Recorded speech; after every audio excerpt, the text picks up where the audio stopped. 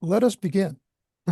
So again, welcome to this workshop on grassroots organizing and systemic change.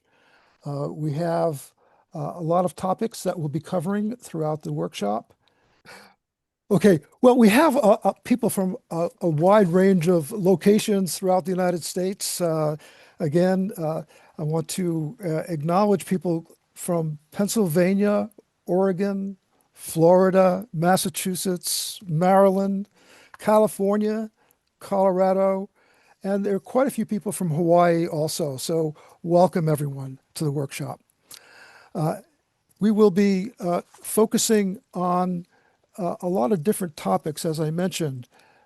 And I want to acknowledge also TAP for helping to organize this and get this together in terms of getting the message out. So Chuck, I see that you're here and thank you for your involvement and participation.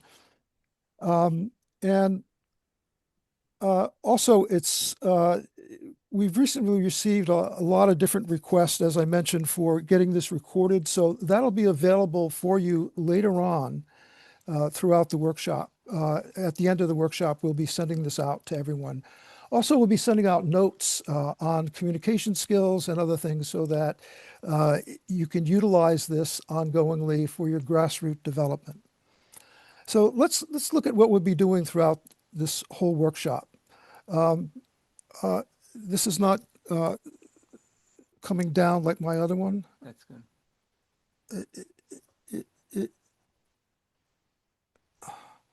I have it so that it comes down. Okay, it's not the same as my computer. Sorry. Okay, well, we have, again, technical challenges here. So, but let me just go over our workshop outline. We have it so that we're looking at accessing a deeper source for success. And what I mean by that is that we're going to be looking at the more quantum metaphysical aspects of our reality and how we need to align with that in order to have a great level of success. We'll also be working with that, then clarifying your vision and conviction, which is so crucial if you are going to do grassroots organizing, because you're not paying people, you're not giving them salaries, you're motivating them to come and participate with you and work with you on a specific project. So, and then with that inspiration that you have, we'll go into how to find an inspiring and your local team that you have. And part of that obviously is enhancing communication skills. And then we'll be looking at how to optimize the group energy field, which is the collective as you come and work together as a team. It's very important that you utilize energy basics so that, again, you can maximize and optimize what you want to do within your group. And then we'll be looking at developing collective intelligence. I mean, it's so, we have our own thoughts and our own synapses firing, but when you have a group working together collaboratively in a specific type of way, it's amazing what you can come up with in terms of the creative process and what you can do. And then we'll be looking at then the main dysfunction of this system that we're in right now. Obviously, many of you are here because you see the level of dysfunction that we're facing and how it's more of you could call it a psychopathic system. And how do we get out of that? And how do we go into making significant systemic change? And so we'll be looking at that main trigger and how to access and really create a significant shift. So with that, we're going to have a lot of, obviously going through a lot of different information. If you have specific questions as we move forward on this, we'll be able to write it down in the chat, your specific question that you have. And we'll take some breaks at different points. And Kathleen will be reading those different requests for questions.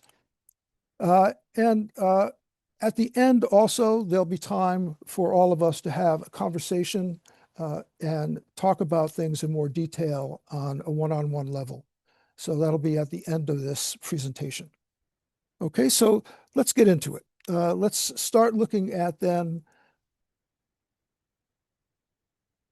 Okay, Bruce, there we go. Okay, so we're going to start by going into our deeper foundation of our reality. Now, when we look at what we see physically around us, we're looking at space and time. And Einstein's theory of space and time says that you can't go any smaller than 10 to the minus 33 centimeters or go any faster than 10 to the minus 43 seconds. Anything below that, Newtonian physics, cause and effect, doesn't apply. So there's a whole other realm that you enter into when you go beyond that. So it's the smallest possible chunk as you keep on going beyond this barrier. And you go further and further down, you go into the quantum realm. And this quantum realm has specific rules and behaviors. And when we incorporate that into group energy, we can really, literally move mountains. I mean, there's a tremendous amount you can do with a small group if you start to apply these principles. So let's look at David Bohm here. Now, he's one of the top physicists that explored this whole quantum realm, and he called it the explicit order. This is what we see visible. This is our visible reality in terms of space and time. And the implicate order is that deeper quantum level.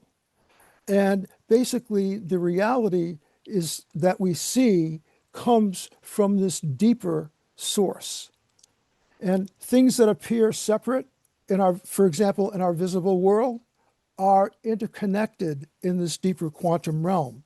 So that's one of the behaviors that we'd be looking at in terms of this relational field that's created and how we can apply that to our group dynamics. So if we look at then the behavior of the quantum realm, there are 6 major behaviors that we'll be looking at. And they all have a profound influence how the development of what we call this group energy field that you create with your group, how that actually works. So let's go into then what really one of the founders of this whole concept too is Nikola Tesla. And for over 100 years, he's been looking at the universe in terms of energy, frequency, and vibration.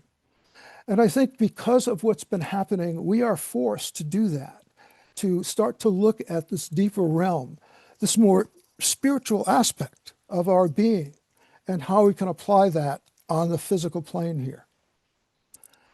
So again, we have to remember energy, frequency, and vibration are crucial as we move forward and utilize this deeper essence. We think we know what this energy is like by looking at the visible spectrum, but we only see 0.0035%. So the electromagnetic spectrum is vast, so vast that goes way beyond our physical perception. But science is starting to utilize those energy frequencies, the electromagnetic spectrum in its full force. And we've seen that there's very many positive things that can happen from that. We have energy wave technology that is being utilized, basically taking that science of energy, frequency, and vibration and applying that. We can apply it now to med beds that are becoming available. There's medical imaging, there's plasma tools that can sculpt materials, and also there's free energy. I mean, we have that capacity and that ability. Tesla showed that. But again, the powers that should not be, we're trying to suppress that and trying to keep that away from the general public. And this energy, though, can also be used for evil intentions. And we're seeing that more and more. For those who live in Maui, we've seen Lahaina. And if you haven't gone to our website, Maui Community Investigation, we go into that. We go into what the footprint of this energy is that has been utilized and weaponized. So again, I think right now, the way technology is, it's forcing us to become more consciously aware of this energy that's being utilized to manipulate the weather around us and also to create catastrophes like we've been seeing on a global level. And if you go to communityinvestigations.org, you'll be able to then look at a lot of the more global incidences that have been happening that utilize this type of technology. So as we move forward with this, we have now our own personal energy field.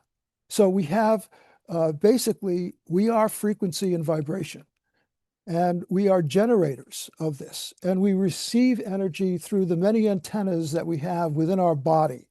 So even our cells can act like antenna and take in signals and vibrations. So we're very sensitive to the frequencies that are being applied around us. Not only 5G, but all the other types of energies that are being utilized, because we are that receptive being. And so that's one aspect, that you always are putting out a frequency. Now, energy goes also where your attention goes.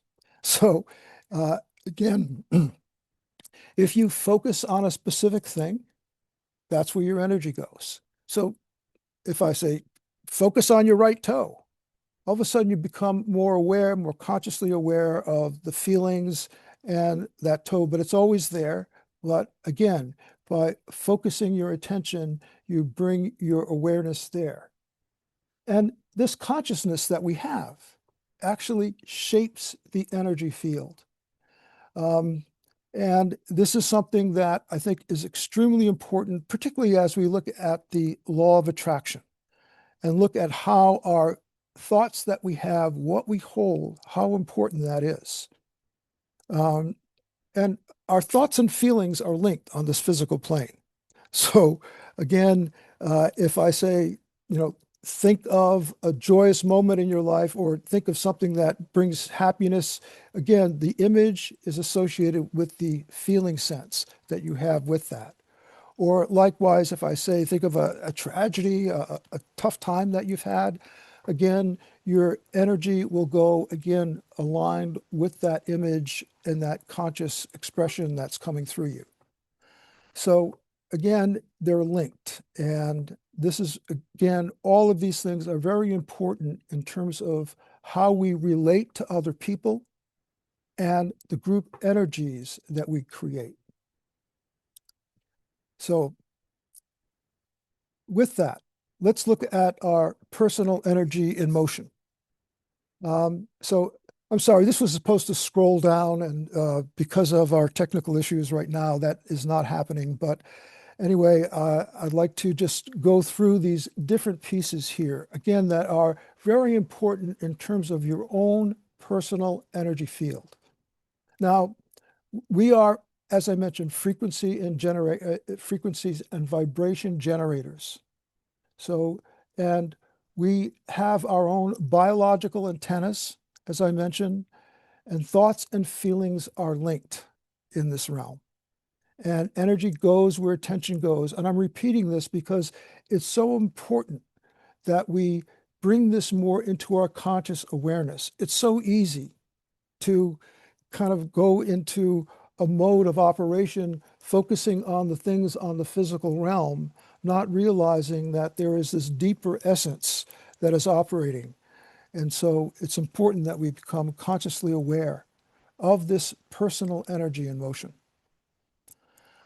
And just to look at another aspect then of this behavior of this more quantum realm, our consciousness shapes our reality. And we are what we think, as Buddha put out. And all that we are arises from our thoughts. And with our thoughts, we create the world. And it's true that our consciousness is, and they've seen that as they've gone more into the quantum realm, how consciousness shapes the energy field. And as we then become more consciously aware of that and the dynamics of that, our ability and capacity to create, to bring groups together, to have an effective impact in our community, again, relates to what we hold in our thought forms. Okay, and also the other thing is that we are surrounded by this infinite potential. So this is the third aspect of third behavior of the quantum realm. There's in the quantum realm, everything is this energy field that we access the energy through our consciousness. But the potential is there and it's infinite. And in fact, when you start to look at the energy that you can hold right in your hand, they've said that that is enough energy. Some quantum physicist, really took it out there and said that there's so much energy just within your hand that you can boil the water in the oceans, all the oceans.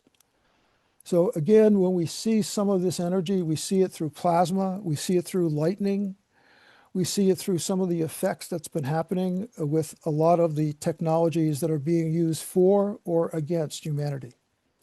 But there's infinite potential that's there, and we can access that through our conscious thoughts and our focus. And I want to emphasize how crucial that is by just sharing a story, that is really important. We are looking at then creating a vision and clarifying your vision. And before I go into this slide too much, I want to share an experience that I had with creating a vision and a conviction that I had that totally changed my life. And we have several people here who I know are on the 9/11 Truth movement and have been focused on that since 2001. And that sometimes takes that level of persistence to help change the system. For me, at the time in 2000, I was an organizational development consultant, and I focus primarily on media companies, advertising and TV broadcasting. And when 9/11 happened, I didn't want to take it in. It was just too much. Even though I heard that it was an inside job, I didn't want to embrace that reality. But when I started to look at some of the videos like Loose Change, then I said, oh my God, this is something that has been a planned attack. And I remember that following day, I went to an advertising agency in New York City on 7th Avenue.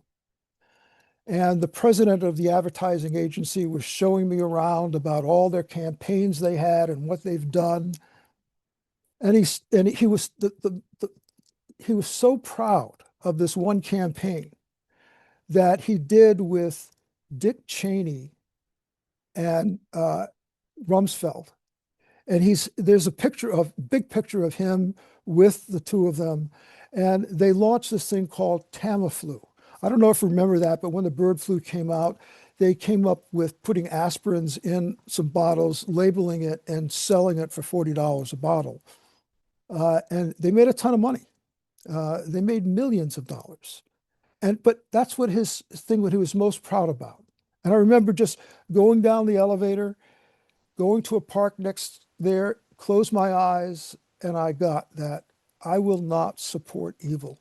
I will not continue to work with these media companies. And I determined at that point in time that I'd become a full-time activist and that I'd get involved with the 9/11 Truth movement. And the vision that I had was to take this information and communicate it to wake people up to what's truly happening. Well, obviously, it's been quite a challenge on many levels. But what happened in terms of that vision that I had, I put together some videos, put some announcements out, had some showings at my house.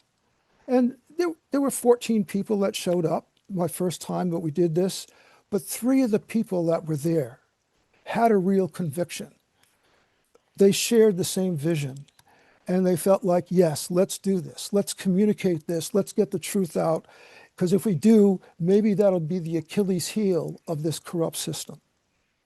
Well, we started Berkshire 9/11 Truth, and within a short time, we had over 40 participants in our group, and we were burning DVDs.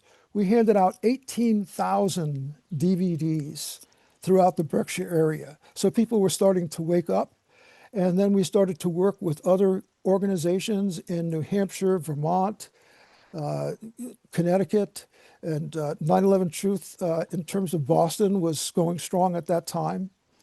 And so we started to connect and collaborate with these different groups, helping to organize and work with them and facilitate different types of events that they had. And out of that, 911truth.org called me up and asked if I would be in charge of the grassroots groups that they were developing.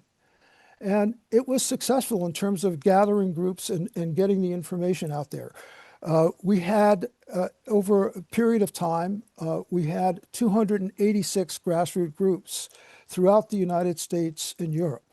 So in terms of that vision of trying to get communication out there about the issue, you can see how this expanded over time.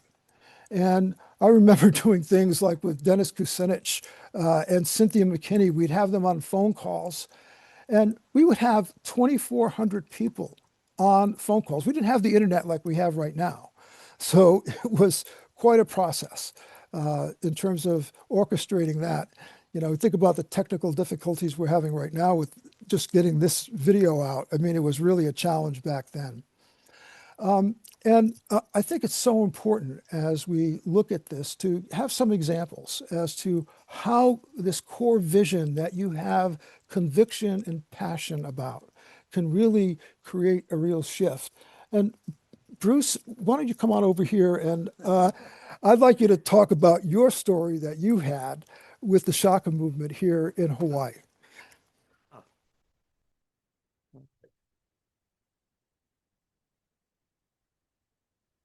Paul's going to put me on the spot. Okay.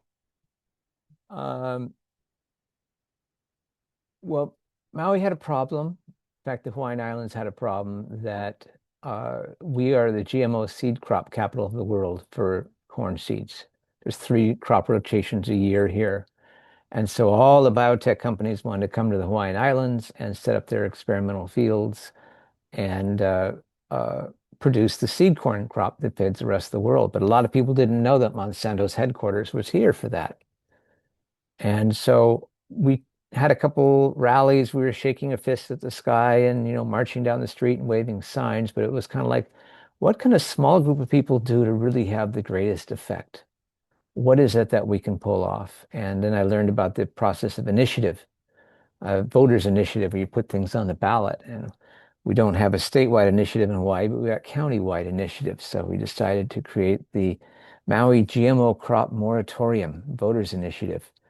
And we put an organization, Shaka Movement, together. We had all sorts of educational meetings and built the energy up until we eventually, had a good group, and then we launched the initiative. And within a short period of time, an 8-week period that we had, we got it on the ballot. We got the 8,000 signatures we needed to put it on the ballot. And then Monsanto took us seriously when we were actually on the ballot. And they tried to fight us off the ballot, but that didn't work. And they then spent, um, well, about $20 million that they tell us about, probably way more than that, 50 million in the back room, to put ads out to fight us. They spent more per voter than was ever spent in the history of initiative in the country. 100 and something dollars per voter in advertising, um, and and lost in the end. And that was a big win for the people to really see that we could come together and do that. And of course, after 3 levels of court and 2 years in court, eventually, Monsanto owns the court system. They prevailed and applied preemption and got the laws thrown out. But also at the same time, Kauai and Big Island also did laws with their county council, their rallies on Oahu. The whole islands, all islands got together, and each one did their own flavor of what they could do. And now, 10 years later, the GMO crops are less than half of what they were back then. The companies are pulling out, they're not expanding. Some companies have left. So even though we didn't have a direct influence, we had a very strong indirect influence. And a lot of people decided that, why are we fighting these people in the government? We should become these people in the government. So a whole grassroots movement of people stepped forward and decided to run for county council and for state legislators. And then when Paul and I did the Ohana candidates and the Maui Pono network to support these grassroots candidates.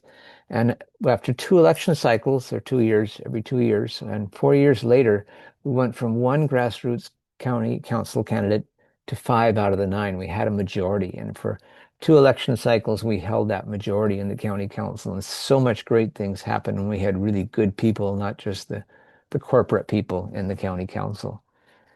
And so, you never know what little actions you do, what big effects it can have in so many other different ways. So, Bruce, could you just mention your vision that you had on that stage that you were, because that was kind of the seed of it all, was having that that vision. Why don't you share about that? Because that's what we're looking at right now. Well, We're asking people to contact their vision. their vision. Well, I really had this feeling like, okay, we have this whole movement of people who are angry about GMOs, but what can we really do about it? I kept asking, there's got to be some effective way that we can really have an effect.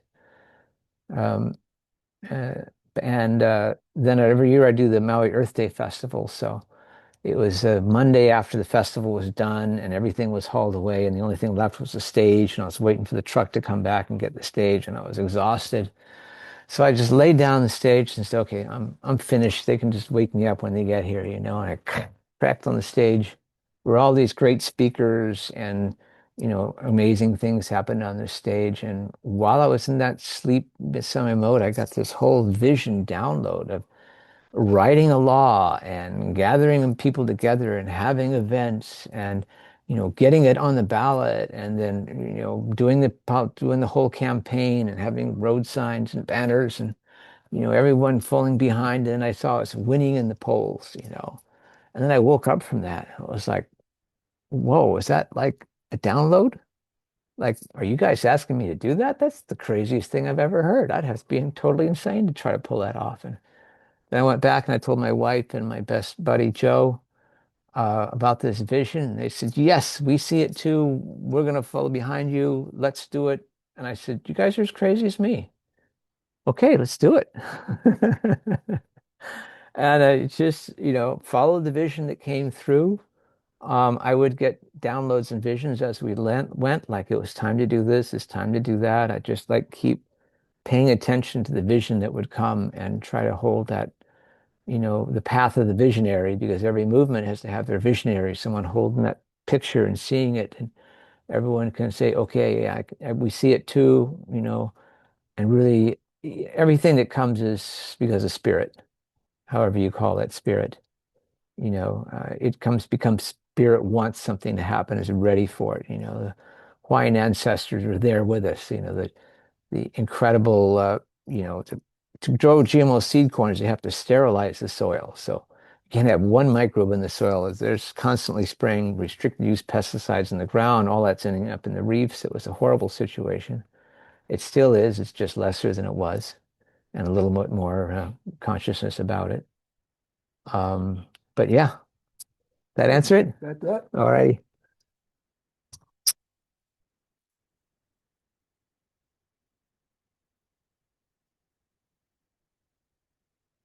So you can see the importance of this vision and having a conviction behind it. I mean, certainly just going in a park in New York City and closing my eyes and really getting clear that this was my new path, or Bruce just falling asleep on a stage and really getting clear that this is a vision, a conviction. And it's amazing what happens when you have that and hold that, how important it is in attracting other people. So when you make your vision, you want to make it so that it's positive and uplifting. And I think that's very important because I've seen in the grassroots movement of 9/11 truth, I saw a lot of people spin down and crash because they were angry. They had this thing of, I'm going to get the son of a bitches, or I'm going to, get them. And there's that energy of that they hold that is a detractor.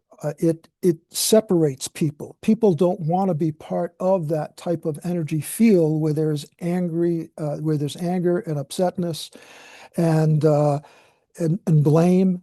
In terms of instead of just when you have a compelling conviction, uh, it resonates with others in the community. Like Bruce was saying, it was a spark, and people said, "Yeah, I got that. Let's do that." Same with 9/11 Truth. People say, yeah, let's do that. Or with the Maui Pono Network in terms of getting candidates who really support the people and environment instead of big money interests. So again, it's that spark that you can ignite a powerful force that motivates others to participate and get involved.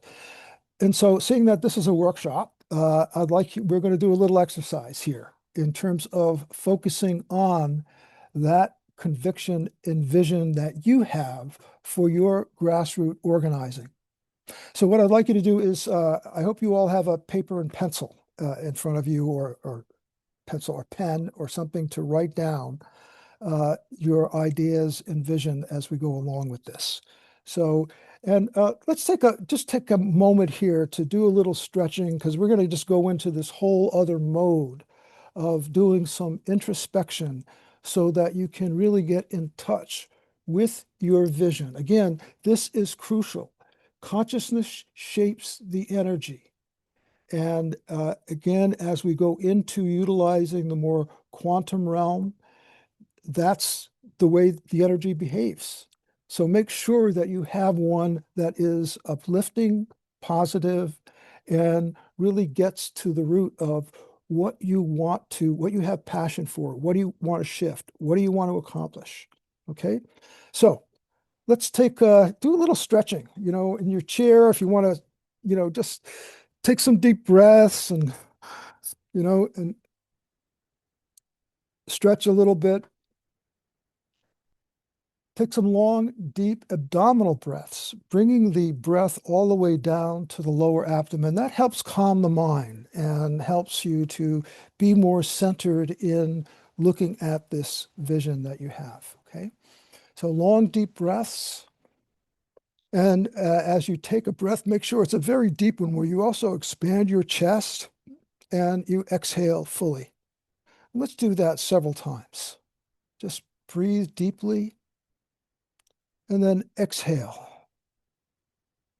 Long, deep breath in and exhale. Great. So close your eyes for a moment. And as you close your eyes, what are you passionate about? What has drawn you to come to this workshop? What is a mission that you have in your life that inspires you in a positive and uplifting way?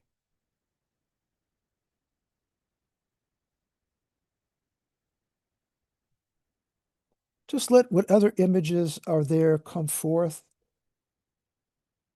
Whatever words are there, just if there's a consistency of something, then write that down. How are you to serve? How are you to give back to the community? What inspires you? What's your aspiration?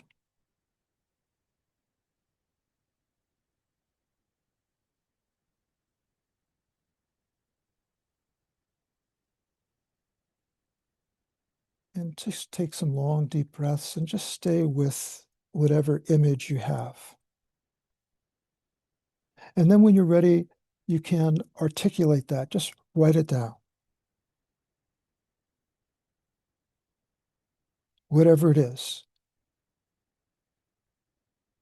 Is it about exposing the truth?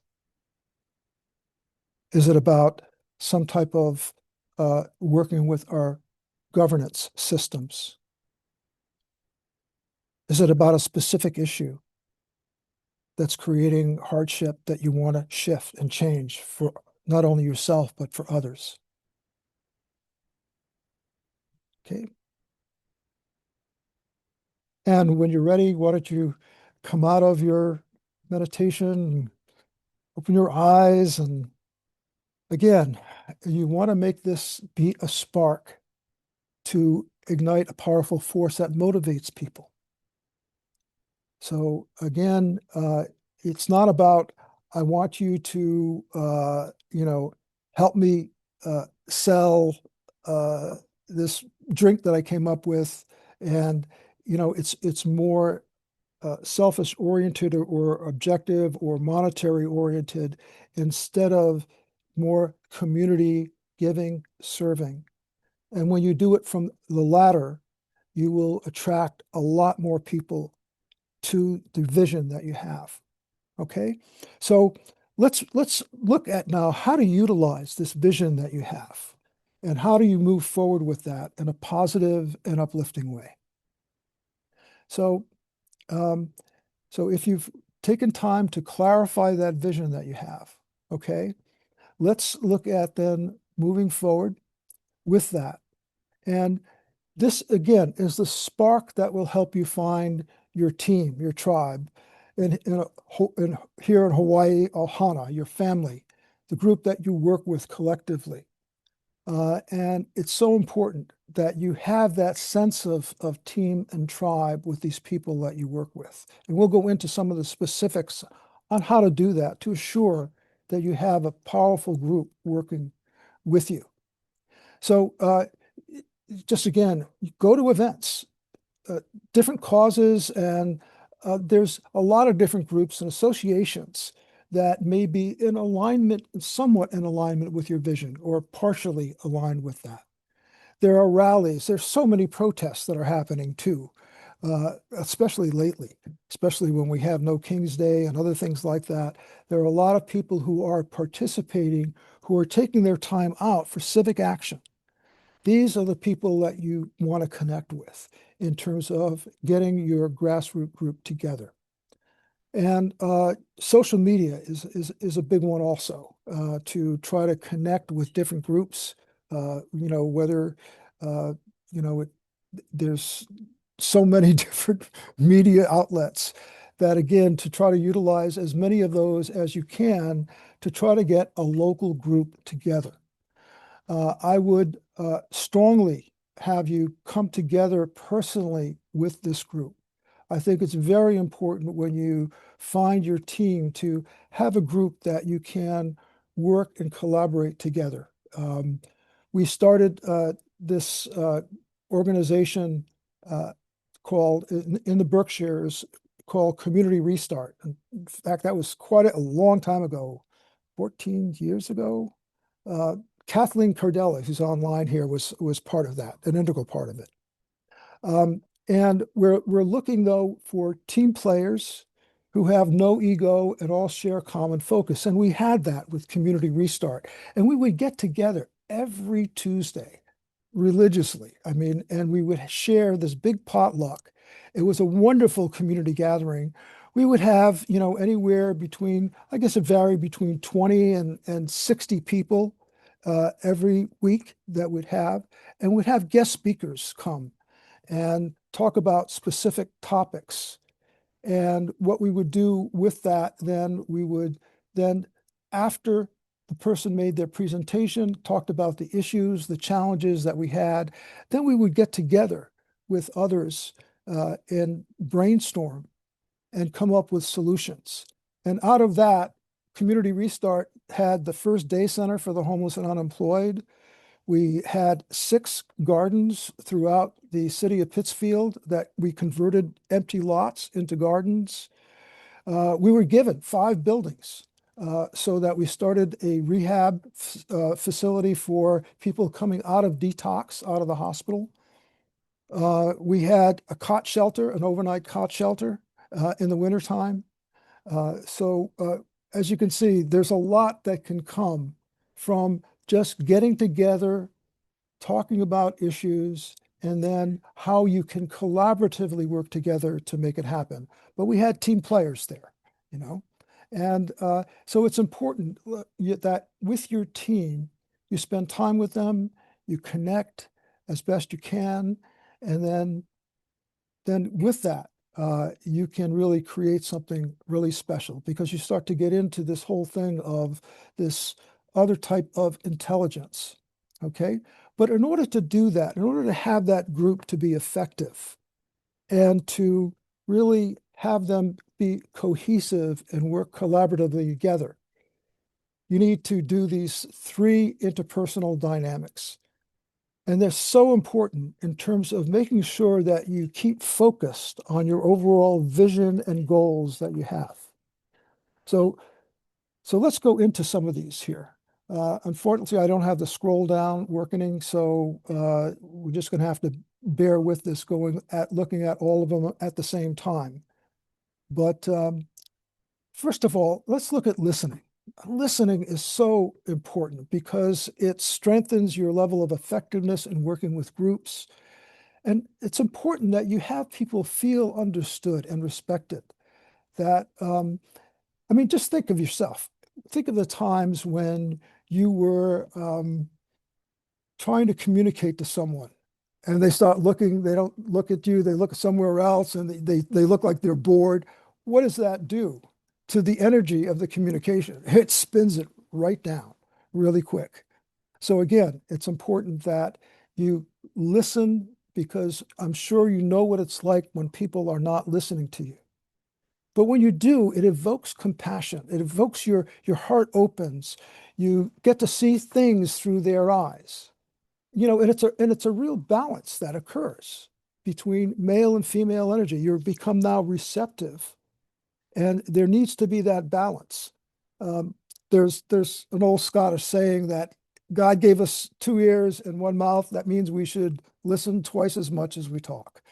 So it's not a bad thing, especially to really get that level of receptivity. And it is a key ingredient for collective intelligence. Um, so I'm going to go through, though. You think that you listen at times, but unless you're a real strong meditator, you have this internal dialogue. We all have this internal dialogue going on, but it can get very, very strong and even block out the communication that is trying to get across to you. So what I'd like to do is go through this list of these different blocks to listening. And as you look at, if there's a specific block that you keep on utilizing, just write it down as we go through this list. Because it's amazing. I mean, I've had to work on specific aspects of this list to become a better listener.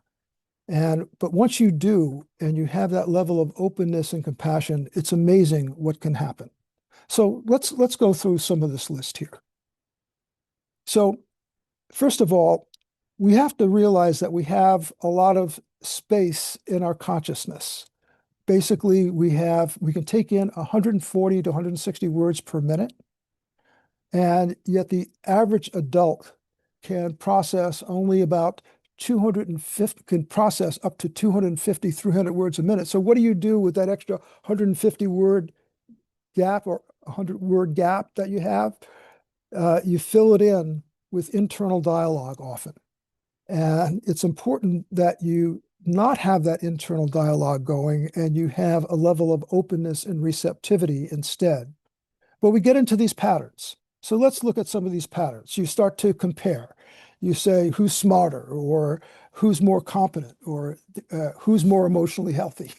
You know, you do these comparisons as the person talks. Or you start to mind read. You're trying to figure out what the other person's saying. Have you ever had a situation where people finish your sentences for you? So if that's a pattern that you have, then that's something to look at in terms of mind reading. And then there's rehearsing. You're focused on preparing this brilliant response that you're going to make. And you start to lay out the words, but obviously in the process, if that becomes a strong internal dialogue, you blank out that other person. Or you start judging, you can cast them as stupid or nuts, or I'm sure many of us, especially those who were involved in the 9/11 truth movement, have realized that if they start to talk to someone, they're being judged. People are saying, gosh, this guy has a tin hat on, or a conspiracy theorist. So all these judging things get projected onto you and obviously block off the listening and the communication. Or all of a sudden you start to, someone tells you about a vacation that they had, and all of a sudden you're off in a similar vacation that you may have had, and you're in your dreaming and thought forms, and into la la land, basically. Or you identify with them. So by identifying, let's see here,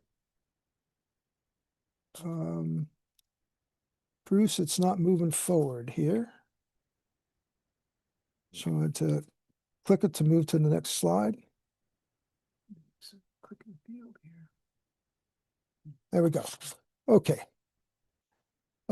So you start to, as I mentioned, identify, and you start to advise people.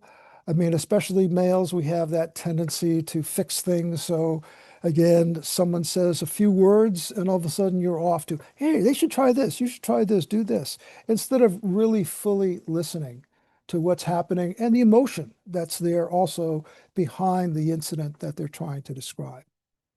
Or you do sparring. I mean, certainly, if you're talking about political or other issues that can be controversial, before people even listen to you, you're all of a sudden they jump in and come up with their own perspective and not able for you to really get your thoughts and ideas out. And then there's this other one about being right. And you, again, it's amazing how important we can twist things around or not listen or not take feedback in because we want to be right. And I think it's important, if there's especially feedback that you're receiving, that there be that level of openness and receptivity to let people know that you really got what they're trying to say. Okay. And then there's this other one, at the very last one, placating. Yeah, that's right. Absolutely. I know what you're talking about. Of course, it's incredible. Yes, you're wonderful, but not really taking in, just kind of placating them as you go along. So if you have any of these blocks, again, I encourage you to really take a look at that and create a shift in a level of openness and receptivity. And one thing that really affects that level of openness and receptivity is meditating. It definitely reduces your attachment to the internal dialogue. It kind of lowers down that volume. It's not that thought forms won't be there when you meditate, after you meditate, but again, your attachment to them and being more present is definitely there. One thing that we used to do, I used to give workshops at Kripalu. It's a personal growth workshop facility on the East Coast. And we used to have these workshops with couples.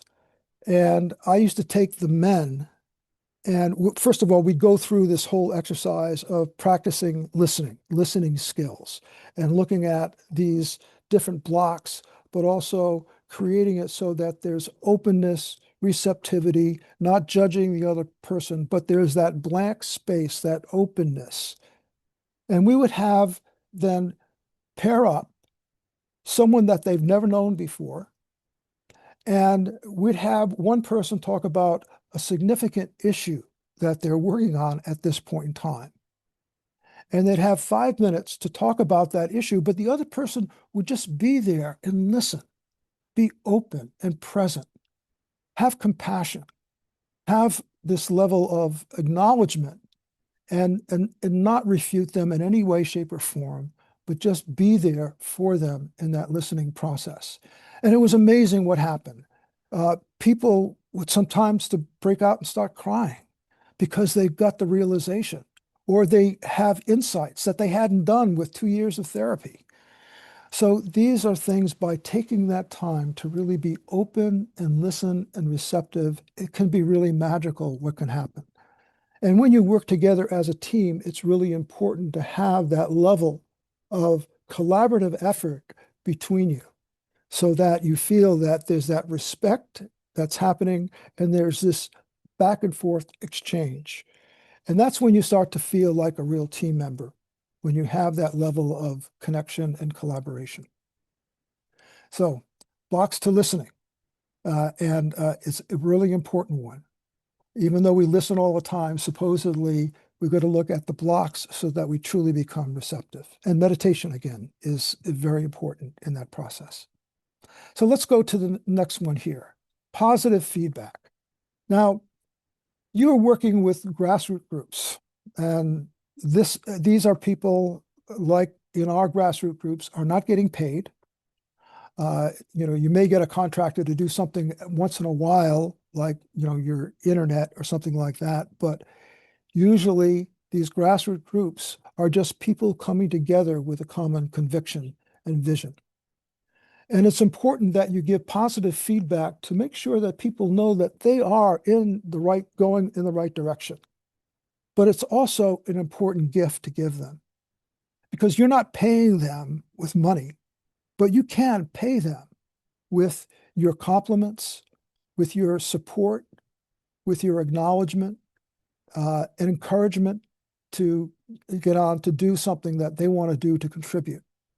So, first of all, make your positive feedback, make it be specific, not general. Not like, yeah, you're a nice person. It's nice to work with you.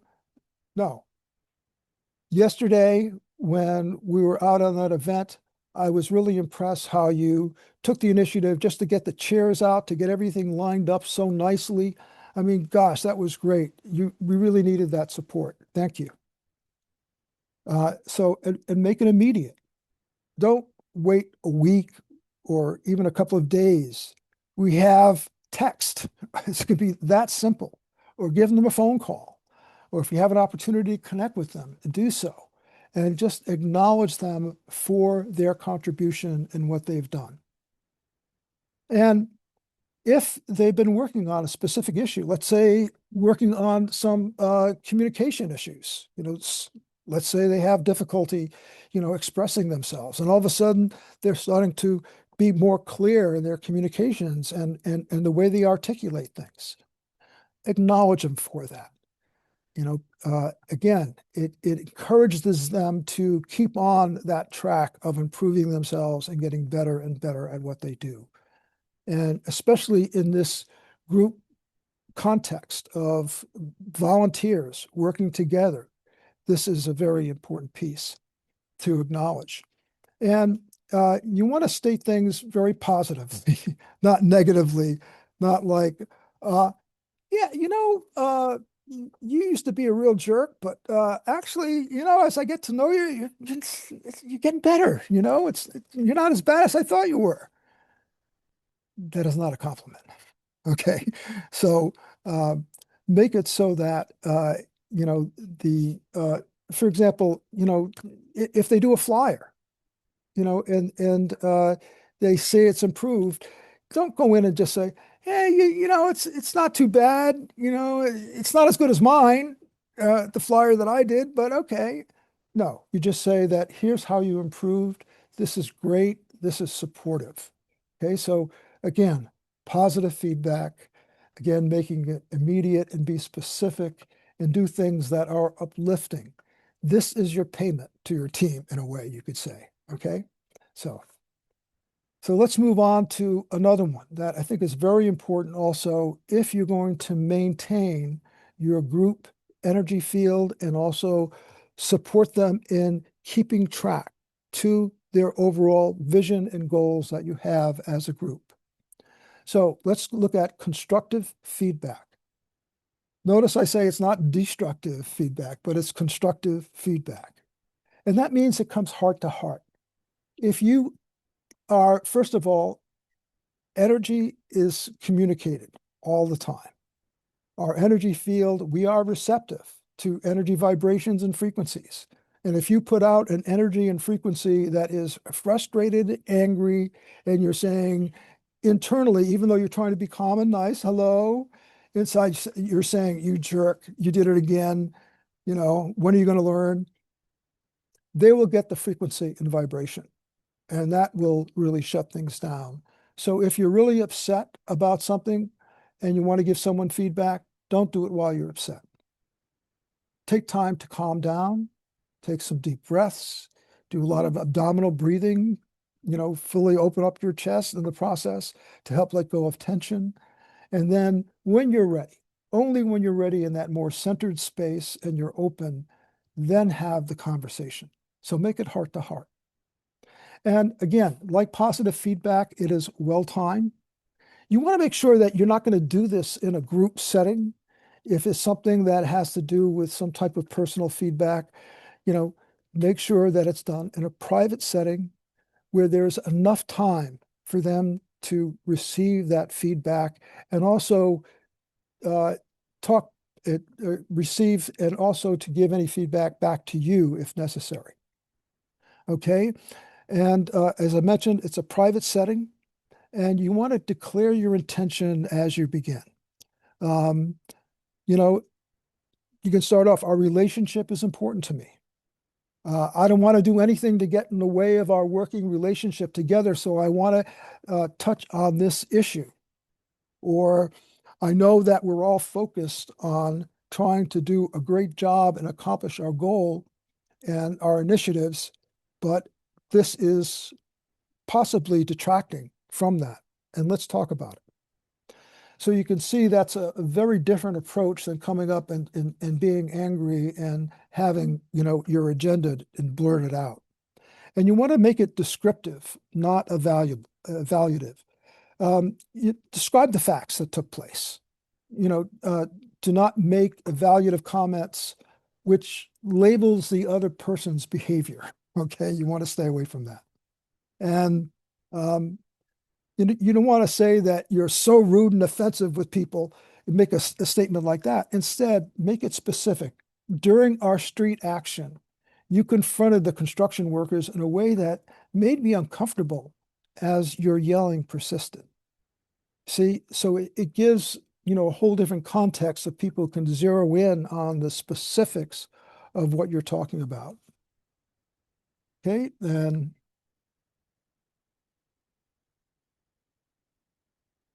And again, make it very specific, and you want to avoid using terms like "you always do this" or "you never do this," because people in their minds right away will start trying to show that you're off in your perspective. So again, I think it's important that we have this time to really take in and be part of this communication where there's this lack of negativity in it. Let me put it that way. And you want to be specific. You want to also describe how you are personally affected. Um, you know, and you don't want a bandwagon. You want to keep it to yourself. You want to start saying that, I'm not the only one that thinks this way, or, other people feel exactly as I do about you. You don't want to do that. No bandwagoning, you know, or you can make it personal in your description. That is, I felt very angry with you when you said to me, I'm upset, and the way that you went about that. So again, Bruce, could you give me that glass over there, please? Thank you. Thank you. And you want to make sure that the other person understands what you're saying. So have them feed back to you what you're trying to communicate so that they really get it.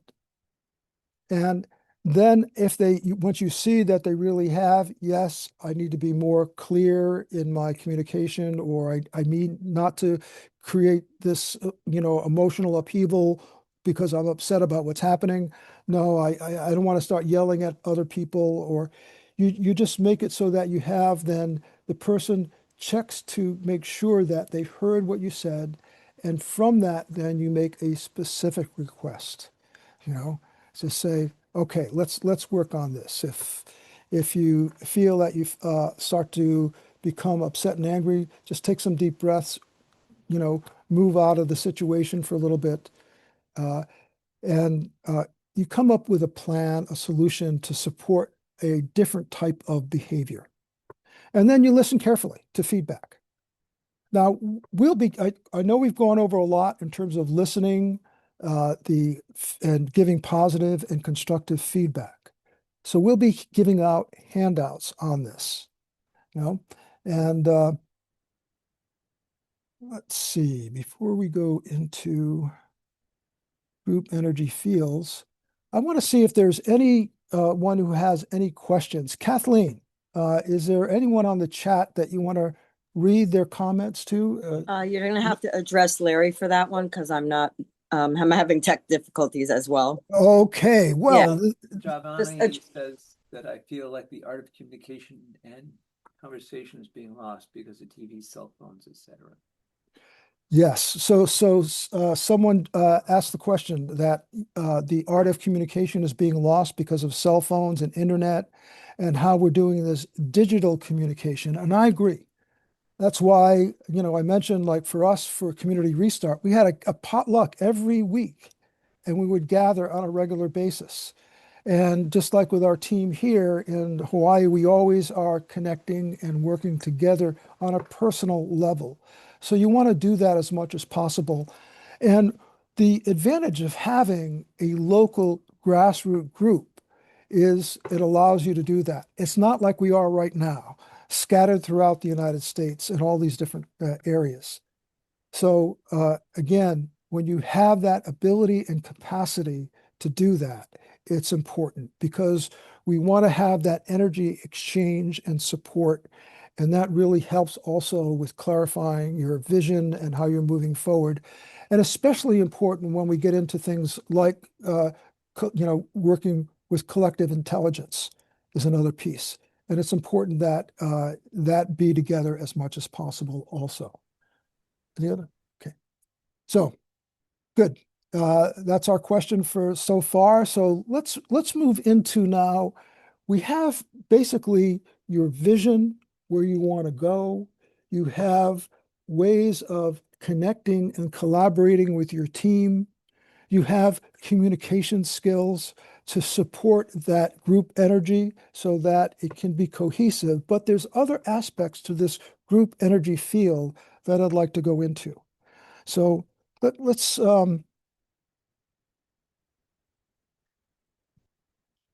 oops. There we go. So I'd like to share an experience that I had in working with group energy fields. I have a degree in electrical engineering and master's in mechanical engineering. So I look at things in terms of pathways and the way things flow. And while I was at this organization called Kripalu on the East Coast, I used to give workshops. And I studied Sankhya philosophy and metaphysics and quantum physics. And as I looked at the behavior of the quantum field and the way that, and we talked about 3 of the behaviors so far, that when I applied all 6 of these major behaviors into a group dynamic, it was amazing what happened. I mean, people started to open up more. There was a greater awareness of what happens because energy and consciousness are entwined in this field. So when you create a high energy field within a group dynamic, their consciousness, the group consciousness also expands. So people would start to see their dysfunctional beliefs because they're looking at it from a higher perspective. And it was amazing the breakthroughs that people went through in these workshops.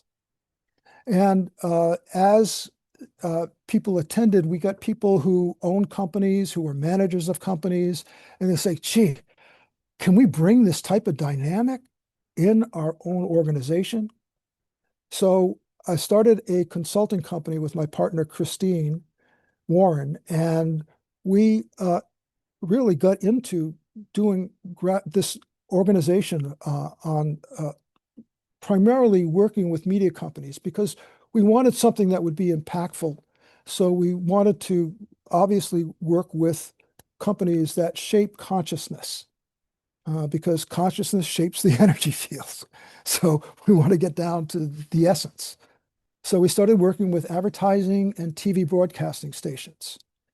And there are high energy groups. There's a lot going on all the time. There's a lot of different disciplines that have to interact effectively and efficiently.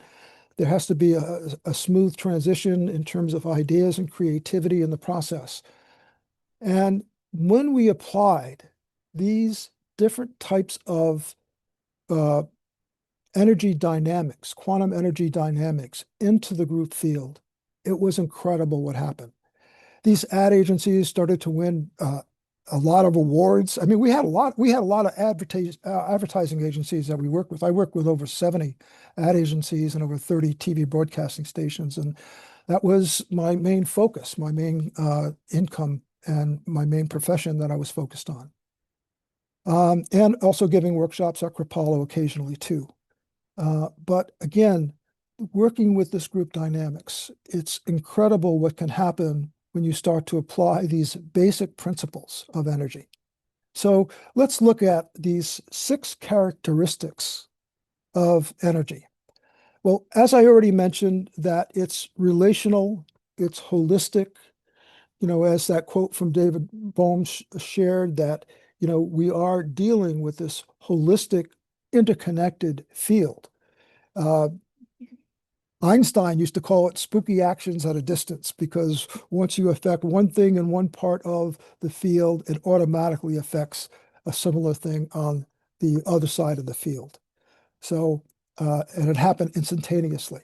So we are connected, we are integrated, and at that deeper level, it's very obvious. On the more physical level, that becomes less, we become less aware of that. And then there's, as I mentioned also, we are surrounded by an infinite level of possibility. We really are. And if you have a clear vision and intention, you will be able to manifest that. I guarantee that if you stay consistent and you are focused on it. Because again, that possibility is all around us and it's there. And then we have also intention and alignment. As I mentioned, consciousness shapes the field. So that intention, and then having other people align with that intention creates a powerful force and a powerful way of manifesting. And we'll go into the law of attraction, but that's exactly what happens when you have a lot of people thinking of it in a positive way. You want the energy of that intention to be positive and uplifting. And that's very important. I'll keep on emphasizing that. Again, as I mentioned, there were people in the 9/11 Truth Movement that their whole life spun down because they were angry. They were focused on how can they do this? How can our government do this to us? Excuse me.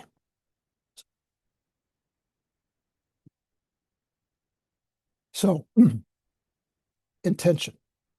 And then there's this level of synergy that happens. And the highest level of synergy that we can create among ourselves is love. And when you come from your heart chakra, I mean, I know that all of you who are in the workshop has felt that at different points in time. When you come from your heart, that it's open and supportive, again, that energy spins up in a very uplifting way, not only for you, but for everyone who's participating. I'm sure you've been in groups where all of a sudden someone walks in the group and everything spins down. And it's like this guy's angry and negative, and you want to stay away from him. Uh, and just the opposite, when someone is loving and open and respectful of others, and you bring that energy into it, it really uplifts the entire group. And that's what I encourage you to be that upliftment for the group. And then there's this openness and flow. You don't want to shut down in the process. Yes, you may want to limit people in terms of the conversation, especially when you're doing brainstorming and stuff like that. But you want to be open and flowing, not shutting down, not blocking the listening as we went through already. You want it so that there's this flow that occurs and there's non-resistance. If there's a challenge, don't say, "Oh my God, we're shut off." No, you be creative and work at how you can work around it. Maybe it's a way for you to go into a better solution, for what you're working on. And this last one here is that there's diversity and balance. And certainly we see that when we have a group, a collective group that has a lot of different perspectives. And if you're coming together on a common focus, it brings that diversity in a sense of balance as you're all focused together, but yet you have all of these unique backgrounds. And that makes your collective intelligence very rich, where you come up with a lot of different ideas and possibilities and solutions within the group itself. So again, these 6 characteristics, when we brought them into organizations, it was amazing what happened in terms of how they broke through working at whole other levels of teamwork and collaboration, how their work became uplifting instead of a drag. Same with your group dynamics. You're not paying anyone, so you want to make sure that it's a positive and uplifting experience when they participate within the group, when they work with you. So again, that's an important piece as we work together and collaborate. All right. Larry, can you get Larry on there, Bruce? And I'm here. Can you hear me? oh, there you are. Okay. Sure, Larry. Thank you. Yep. Thank you, Cruz. Pop me out. There we go. Aloha, everyone. Aloha, miracles. You're all miracles. Aloha. So I'd like to talk a little bit about optimizing collective intelligence and where does that come from? And this has been a 40-year journey for me that was launched by this little diagram here, which is an image drawn from Dr. Barbara Brennan, who was a research scientist at NASA. Is that the best we can do with volume? Yes. And what that diagram is core stars. They were imaging the field effects, the light. Could you speak a little louder? It's hard to hear you. Yes, thank you. Okay, let me see if I can pop that up. All righty, how's this? Beautiful dog. Okay, can Bruce, you want to, yeah. That's his problem. He said the microphone's not good. Okay, your microphone, Larry, if you can get closer to your mic and make sure that it's boosted up as far as you can. Okay. There you go. There you go. There you go. That's good. That's good. That's good. You just had it. All righty. There you go. That's better. Okay. All right. So this diagram is the core star image of a group of people showing light radiating from one to another. I discovered this 40 years ago when Barbara Brennan, the author, who was a research scientist at NASA in the Imaging and Sensors Division, was extending Kirlian photography into the physics of group dynamics. And so that's what I'd like to share a little bit about is optimizing group energy fields, what the Hawaiians call the superconscious mind of light. And where they stem from, scientists have verified that 97% of the universe is plasma. some of this plasma is precipitated out as matter. Our bodies are precipitated plasma. And as precipitated plasma, precipitated energy, we're still connected. We have the ability to then step out into that. Some of this has the properties of quantum physics, and all of it exists as waveforms, energy fields, and frequencies. And so the snapshot diagram that you had of the huge broad spectrum of frequency fields is one tiny small set. I've got a diagram behind me here. It's 3.5 feet long. That colored section in the middle there is the individual lines of the frequencies that would go more than halfway around my room, but it's wound like a screw. It's a frequency chart. All frequencies are a snapshot of something that we can measure. And that those things we measure are captured in our biology. And what is our biology? We are an ever inflowing river of enlivening life. Our cells, our atoms, our molecules, our organs, and one another.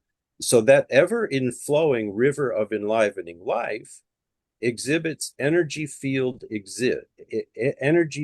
properties, some of them measurable, and all of them connected. So what are they connected to? Like an onion layer that starts at the infinitesimal small, the implicate order. It scales out. Well, I don't know if you're going to be able to see this, but just imagine an onion layer from the smallest possible infinite concept that you can do through atoms, electrons, molecules, organs, all the way on out to our bodies, our solar system, our galaxy, and the universe. Well, all of that is in coherent connections. The Hawaiians viewed that as we are all flower blossoms strung together on the same lay needle. So we're all ever unfolding flowers blossoming reality, right? So that onion layer gives us the metaphor of attunement and an aperture for optimizing our individual and our group energy fields, such as perception, consciousness, insights into that infinite knowledge base, right? And even human performance. And so in the realm of human performance, they've been studying this since they discovered this at NASA in athletics, for example, in military, in a wide range of other consciousness fields, because it's a thought field projection, and as a projection, it can be tapped. But we don't typically in our society think of thoughts as waveforms, or emotions as waveforms, or as feelings, or as a knowledge base as a field, but those are field effects.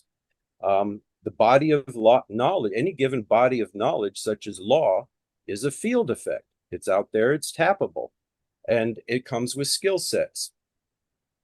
So how do we think of that in terms that we can use it in group dynamics? That's where the rubber meets the road, right? McGill University, for example, put together a huge thought form project. It's been repeated around the world, in which they collected fictional thought base, a fictional knowledge base. And they were able to bring in totally new people who knew nothing about that knowledge base and give them a simple set of skills into which they could tap into that knowledge base. So what are we talking here? We're talking about the combination of the Bohm's implicate order and explicate order, and the ability of our body as a send and receive antenna to tap into that. Oshman wrote a book, Energy Medicine and Human Performance, and he tracked it at the cellular level. Barbara Brennan, of course, took it out to her level at the imaging and sensors. Barbara Clark, Professor Barbara Clark, took it into the field of education with special needs children and gifted children, and found that with the principles that we've covered, you can tap the special needs children, whether they're wherever they are on the spectrum, can tap into those fields and have the momentum of incredible group cohesion. The Hawaiians use this in some incredibly tricky situations, such as communicating thoughts from island to island and doing very serious move the mountain, kind of like Bruce is moving the mountain with the shaka movement. The early Hawaiians would harvest 100-foot tall trees that were growing on slippery, moss-covered, wet mountain slopes, and they would go in with a large body of people. They'd do prayer and very active meditation to align and attune to the very elements of the slippery side of a mountain. They'd fell the tree, and then in song and chant would move that tree down to the ocean, float it around where it could be cut and carved. And so if you've ever walked the slippery, wet mountain slopes of Hawaii, moss-covered rocks, you understand how the grip and the traction that you get there becomes very important.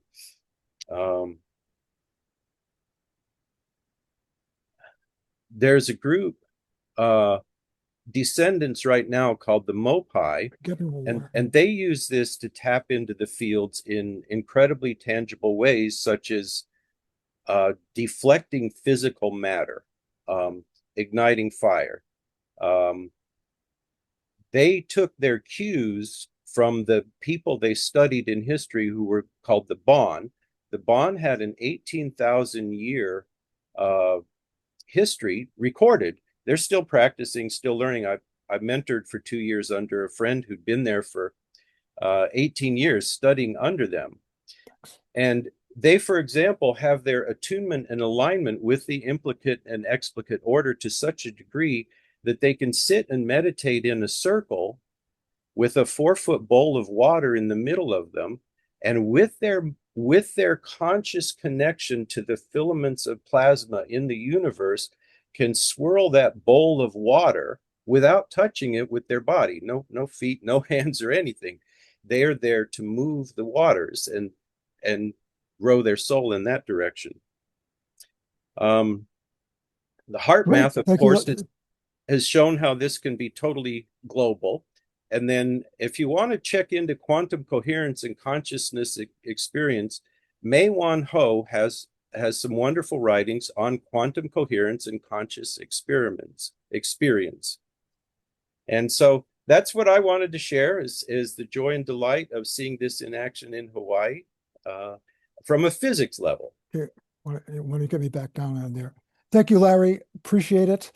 Again, you can see within our group, we have a very special group with Bruce and Kathleen and Joni and a few other people that we really do look at applying these important principles. Your PowerPoint? Let's wait on the PowerPoint just for a moment. I wanted to share something now as we go into, then we have this whole aspect of the group energy field and how we can create that through our vision, through our connection with others. But how can we use that in the most effective and efficient way? And I'd like to share working with systemic change and that process. As I mentioned, I was in the 9/11 Truth Movement a while back, and let's see if I can move this. I want to move that cursor. Okay, there we go. Okay. So as I was in the 9/11 Truth Movement, obviously we were looking at first, my vision and intention was to communicate and get the message out. And I thought that would be enough in my own naive state to change the system. But what I got was that I needed to really change my focus so that it was on systemic change. And we saw that we couldn't do that on a national level. We tried it on a state level through community restart that we had, but this was in Massachusetts, and my God, it's a cabal that runs that state, and we couldn't get anywhere. They were trying to shut us down, do everything they could in their power. And then later in 2017, several people from here in Maui called me up and asked if I would help with getting a group together to look at then systemic change from a county level. And to me, that's where the essence is. That's where the true power is as we look at all the different aspects of how we can bring about systemic change within our local area. It has to be on that local areas. And let's go into why. Okay, so Bruce, you want to switch me over here? And it's obviously has to do a lot with our work with the Maui Pono network and some of the work that we've done. Let's see. There we go.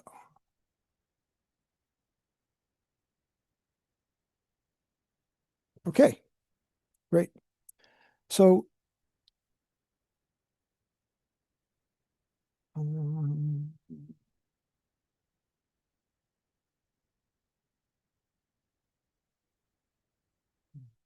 okay, there we go. So so I did write a book on group energy fields from my work that I've done as a consultant. It's available on Amazon, and it's about the 6 characteristics of highly effective groups. And it goes into great detail into those 6 points that we had shared, and also what Larry shared also, some of those points. But let's look at, well, yeah, before we go into that, I just wanted to mention also about collective intelligence and how important that is in working together. You want to, if you have a group and you're trying to create ways of focusing together and working together, you want to have, first of all, the topics are agreed in your schedule ahead of time so that people can prepare. You want it so that one person speaks at a time. And if there's a moderator, you can stack things that way and have people line up in terms of speaking. As I mentioned, when we had Community Restart, we had up to 60 people, and we would all share in this way and come up with incredible solutions to issues. You want to limit the time speaking so that usually no longer than a couple of minutes usually is enough for people to get their ideas out. And if you have experts or videos or articles, it's important to bring that in also. And it's important not to send heat-seeking missiles to ideas. You want to have it so that people can really express themselves, let their ideas out, and then later on, you can look at the value of those, but not as the ideas are being shared.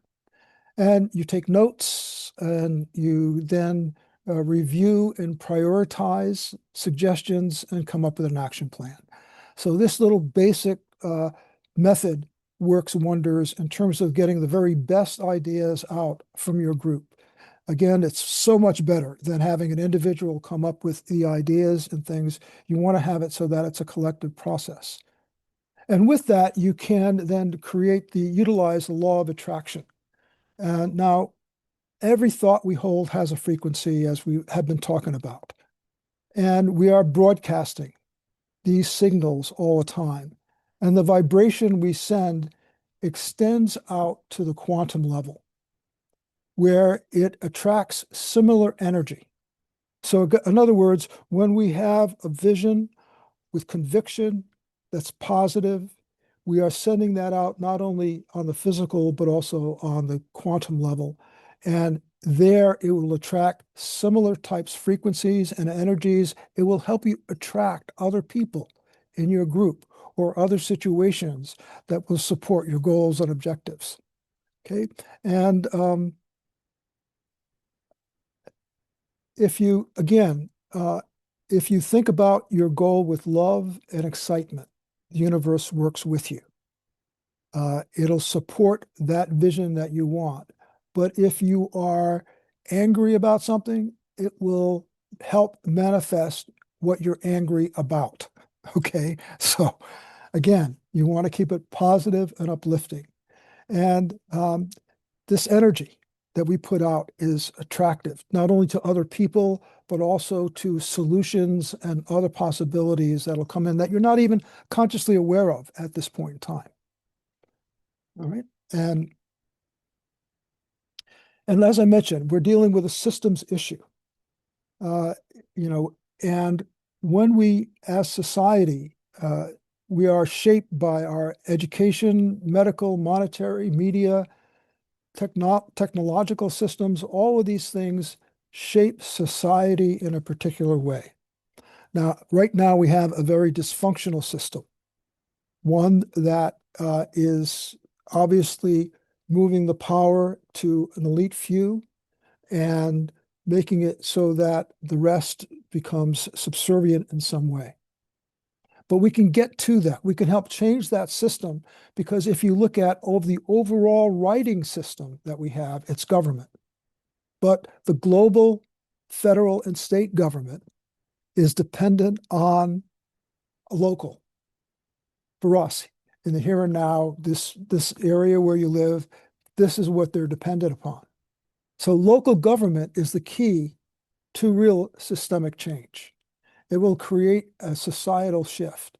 And we've seen little glimpses of that here in Maui, where we had that majority of the county council for a period of time and the charter amendments that were passed. So we'll get into that a little bit, but let's go into this, that really the most accessible way of changing the system is through local groups where you have your neighborhoods, you have your local media, you have people that you can connect with. And again, it means that there's going to be a lot of different types of active groups forming then these smaller groups to look at getting systemic change happening. There are over 3,000 counties and equivalents, and the county, though, is the largest political subdivision under the state. So if you want to look at something where they have their own charter and their own laws, go to the county. Or if not the county, go to the city. If not the city, go to the town.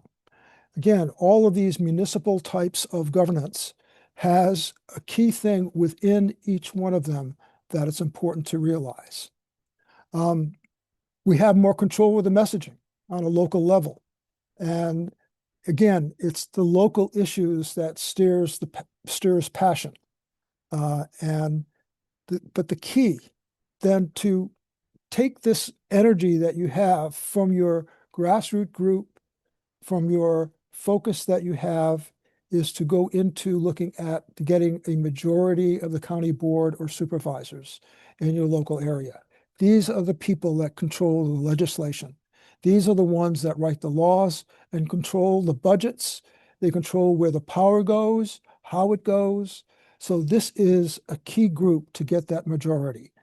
Now, we've seen that success here in Maui, where in 4 years, we passed 19 charter amendments, and that were significant too, like getting control of our water system, for example. It was controlled by a foreign Canadian company. So we got that back, for example. We started affordable housing department in our own. We didn't have that. And affordable housing is a huge issue here to address that. So there were many things within the charter that we were able to change. We were able to address cronyism and nepotism at its root and change that. So again, there's a lot you can do when you have that majority of the county council, and that's a key piece. And I think that's the key for systemic change, because our county governance has, they control an awful lot. Look at this long list here of everything from roads to looking at law enforcement to registration of voters. And we have a specific issue here with because the county does not have full control of the voting situation. It's controlled by the state. And there's a lot of controversy going on right now because many of us feel that the elections are rigged. And there are 7 major ways they can do that. I was an observer for 4 elections, and I've seen the challenges that we face there. So that's another initiative that many people are working on. I'm part of that too. So again, this is some of the challenges that we have to work through. There's also again, looking at all these different aspects of your local governance, again, most of that is controlled by the county council. The majority of the county council is key in all of this. Now, when you have your steering committee for political action groups, or really any group, whether it be some type of initiative that you have locally, that you have a team, no hierarchy, no bosses. I think those who take more of a leadership role, there should be a servant leadership where they are supporting and helping other people who are part of this. You want to have to obviously share the same goals that we talked about, communication skills and having good emotional intelligence with that, and that there's no egos. And that's a really important piece because we get sometimes people who like to take control, have a big ego. It can be very destructive to a collaborative approach, which is much more effective. So again, you want to have people who want to work together collaboratively, not want to be in charge. And because we're trying to get away from that. We're trying to get away from hierarchy. So we don't need that within our local grassroots group. Okay. And you want to maintain that high energy zone within that steering committee formation. Okay. And you're looking at then local political action committee. It's you call it a PAC, but there's a specific type of PAC. There's many. There's super PACs that are done by large corporations where they have no limit in terms of the budgets that they have. But we're talking about local political action groups that are based on residents, that are truly grassroots groups, and that they are non-connected. In other words, no large funding groups. There's no other groups that they're underneath. There's no carpenters union that are overseeing them or anything like that. It's local people like we have with the Maui Pono network who come together to really get the right people in office. And you want to have it so that it's multi-candidate so that you can support really all the candidates that are in your local area, whether it be a county or a town or a city. You want to make sure that your group is focused on then getting that majority because that what is truly rules. Okay. And we want to get then also the legal structure. You can make it very simple. It could be just an LLC like we have for the Maui Pono network where one person owns it and you don't have to go through a lot of paperwork or a lot of rigmarole, but you do need to register as a PAC in your local state. And then you create a web page and your social media, and that could be a very fun process. You want to brand your image. Again, no matter what type of initiative you're involved in, you want to summarize your organization's purpose really in a few words, if you can. That makes you have to discuss, work with your group, and do some brainstorming and collective intelligence with that. And look at what is your distinction between other groups also, your uniqueness, and your goal that you want to have also in there, and what are your values. And you can put a lot of that within just your branding image that you have and your mission statement. Like, for example, here for the Maui Pono Network, our focus was supporting local candidates who are for the people and environment instead of big money interest. That kind of laid it out. That laid out what we're focused on, who we are, what our intention is, what we're doing. Pono means that we're going to be doing it in an honest, uplifting, clear way. So again, that was our Maui Pono network. When the fires happened in Lahaina, many of us got together and we formed an organization called the Maui Community Investigation. And basically, truth is our kuleana. That was our theme, our focus, because we wanted to be a mirror to hold out the truth, not propaganda, not twists of stories, but not doing anything that is against what is truly, truly happening. So we did a lot of research. We took over 2.5 years of researching what happened in Lahaina and came up with a lot of specific conclusions from that. And if you want to look at then the work that we've done on that, that's at our website, mauicommunityinvestigation.com. So when you network, so it's important when you're looking at local groups, no matter if it's a political action committee or whether you have some specific initiatives, you want to connect and align with people who are in the legislature or who are in public office. They can provide a lot of support and insight for you in the process. You want to have like-minded groups. So we have a lot of progressive groups that we work with, like Maui Tomorrow and Kihei Association, and there are a lot of them. There's Lahaina Strong. There's I can't think of all of them right now, but we have a whole bunch of them that we're connected with. And you want to work with media groups also. So getting to know the local newspapers. We have 4 of them here on Maui that we connect with and write articles occasionally. We have our local community access television station, and there's radio and internet. Certainly internet is a very important tool in getting the message out, and social media. So again, these are ways of networking and connecting so that you can build your group, build momentum on what your objectives are in the process. And you also want to use this network if you're working with as a political action committee to help then identify and vet these candidates. So we have a group of 16 people who are all progressive leaders here in Maui, and they all come together and we tape all of our candidates, and they look at the videos and they make a decision. It's not just based on a few of us here in the Maui Pono network, but it's the larger collaborative, so that when election time happens, all of these different progressive groups are all on the same page. We've done our homework, we've done our due diligence, we've checked out, and we all agree that these are the best representatives for our community. Okay. And again, you want to make things issue-based as much as possible.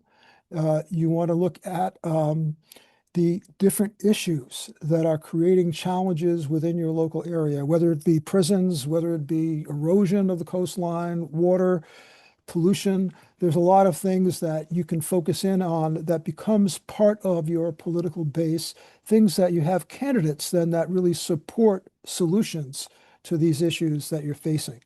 So again, and with that, again, holding up that mirror, holding up, being objective and clear, showing how candidates vote is extremely important. It lays it out fairly clearly. As you can see here, here are 10 different votes that were done on key issues that affected our community. And you can see, obviously, the way people have voted just by looking at that. And that is something that we utilize at all our elections to really give people a clear perspective and hold up that mirror. Okay. And there's a whole process of candidate selection where you craft questions from your platform, you make an interview schedule. It's important that you really connect with, on a personal level, with all of the candidates, and you sit down with them and ask them where they're really coming from. You then get their background. You also then look at who knows them. If they've worked in an organization, talk to the people within that organization. So there's a lot of checking we can do, especially on a grassroots level. So that's why it's so important that then you can really clearly see who's being supported by big money interest and who are really supportive of the people and the environment. And we find that the community really does look at our, what we call our Ohana candidates that we branded. And that is, something that we keep on utilizing and building, and hopefully we'll get our majority back in this session. We lost it last election. Just think about it. Our budget for our whole election process was $42,000, and this was for all the candidates that all 14 of them that we supported for that election. The super PACs and big money interest, Their candidates that they supported got over $700,000. So it's really tough to work with that, but we're looking at new strategies. We're doing things differently in terms of connecting and working with the community early on, as we've done with what's happening in Kihei. Tom Cook is another good example of trying to get the information out, even though the ethics board did not find that his $270,000 that he took in was not against any type of, problem at all with the community, with what they thought. So anyway, these are the challenges that we face, and there are many of them. And we have our report cards that we put out for the candidates that we do select. And again, if you are looking at setting up a political action committee in your local area, I would highly recommend these things also. And community events are really important. Bruce talked, and he is one of our best community organizers that we have here in Hawaii, by far and away. It's amazing, some of the events he puts on and the initiatives that he has. Right now, it's working on the, Bruce, you want to just mention your work with the vaccines right now? Mhm. Just mention it, because again, it shows what we can do with these events.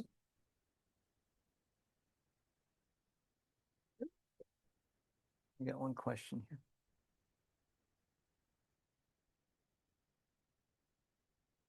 Yes, well, problem is that our governor, Hawaii Governor Dr. Josh Green, last term decided to introduce a bill that takes away our vaccine exemptions for school kids. So right now we have a religious and philosophical exemption that if you don't want to take some or all of the vaccines that they require for school kids, you can opt out. But he wanted to take that away. It was introduced partway through our term and didn't have time for all the hearings. It timed out, but that bill could easily rear its ugly head again. So we're trying to create a grassroots, statewide movement to counter that.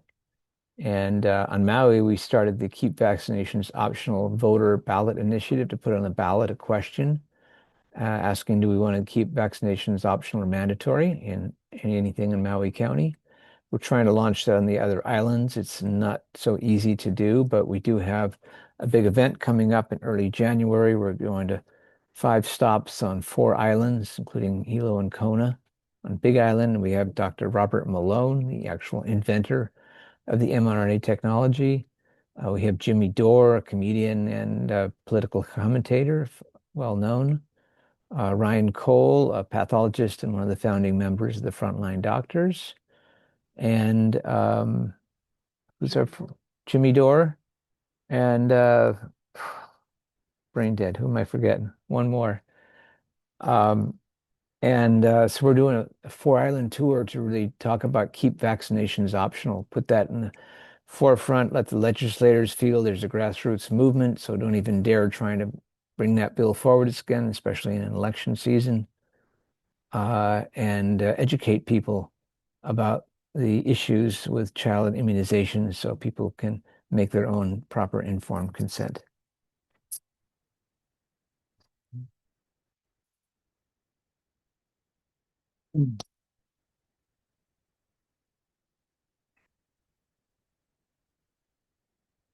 Thank you, Bruce. Well, you can see, we have a good team here with our group, and what Bruce is initiating is truly amazing, especially when you get people like Jimmy Dore to come over or Robert Malone to come and do a tour like this and to educate our public on this. So Mickey Willis, Mickey Willis, oh, the writer, the filmmaker of the pandemic series. So Yeah. we got the 4 hitters coming on all 4 islands, so it'll be good.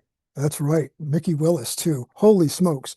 So again, when you have a clear vision and you start to utilize these principles that we're going over, it's amazing what you can create, even with a small group.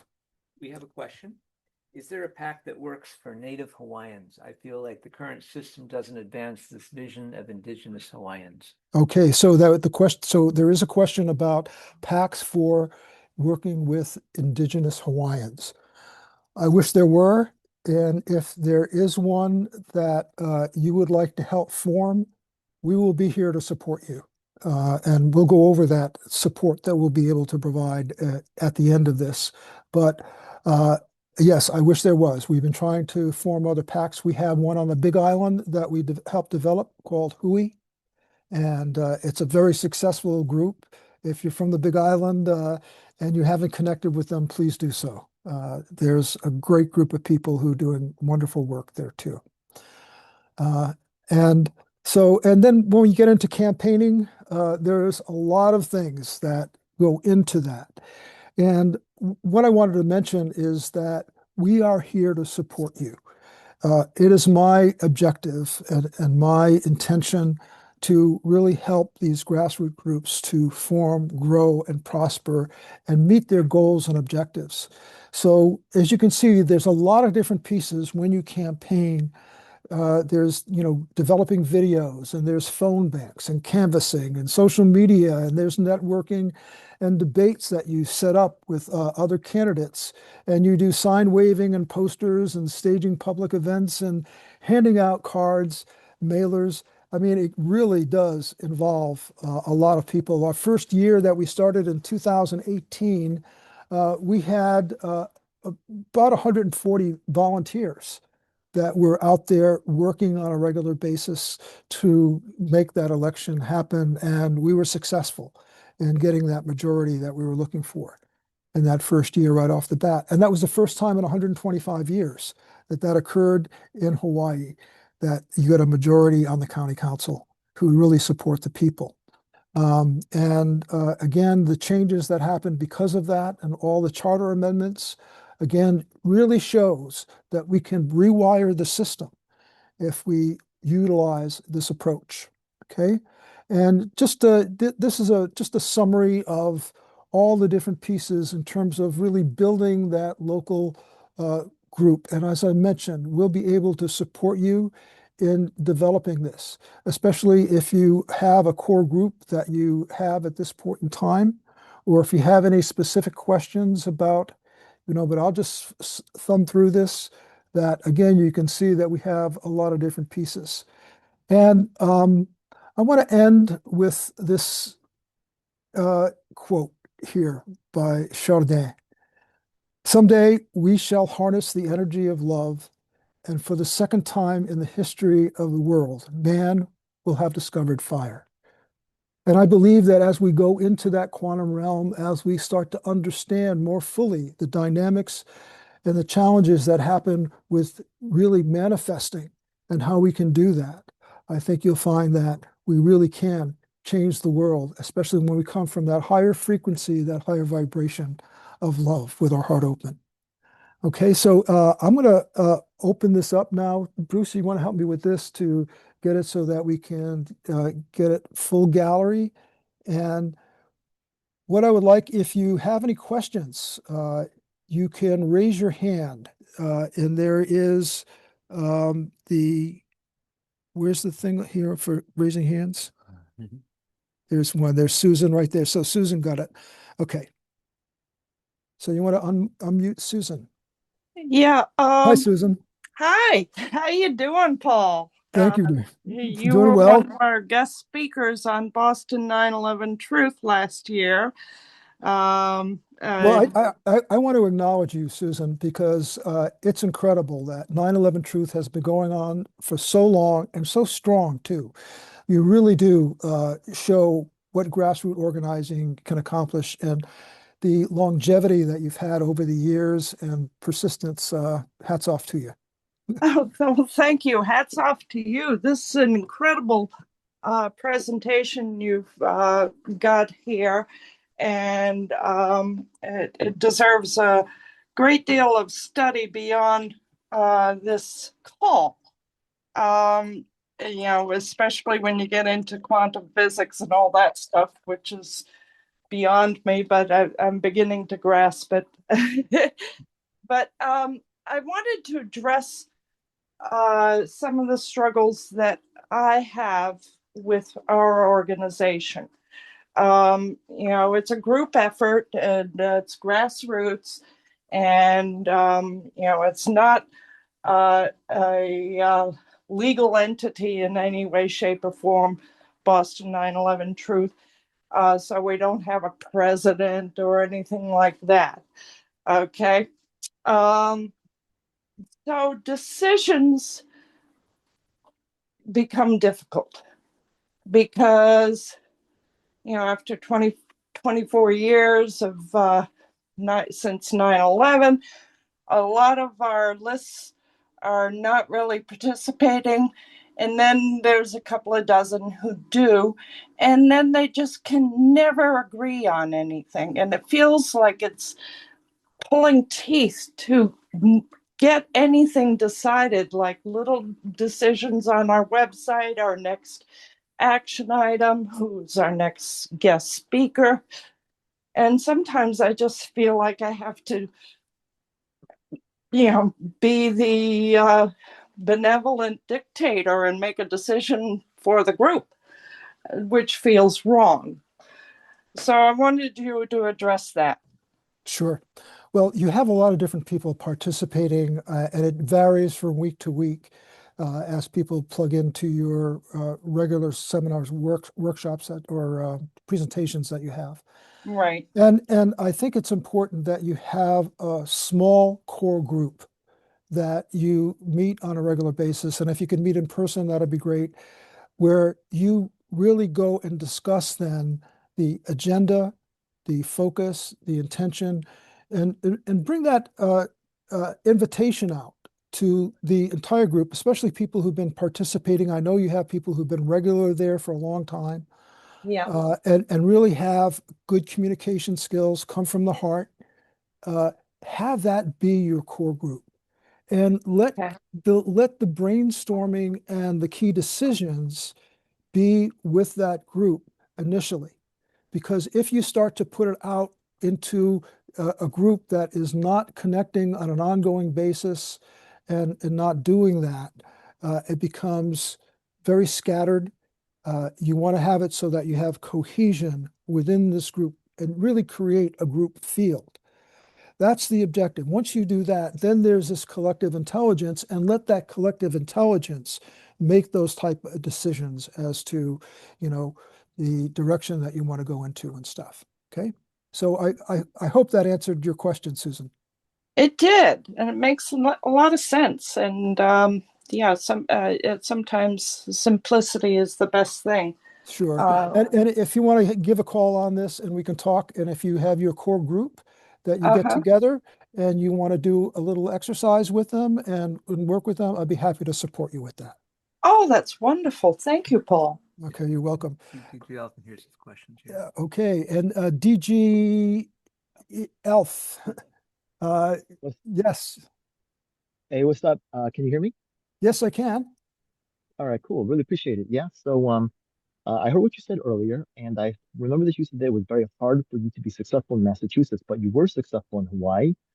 And I do have I want to ask why it's successful in one versus the other. And the second question is kind of like, might be related to your answer, how to beat astroturfing, right? The thing is that they have so much money to spend. They could bring in experts who seem really I'm sure they sent up like Maui communities to save Maui community, and it was fake as hell.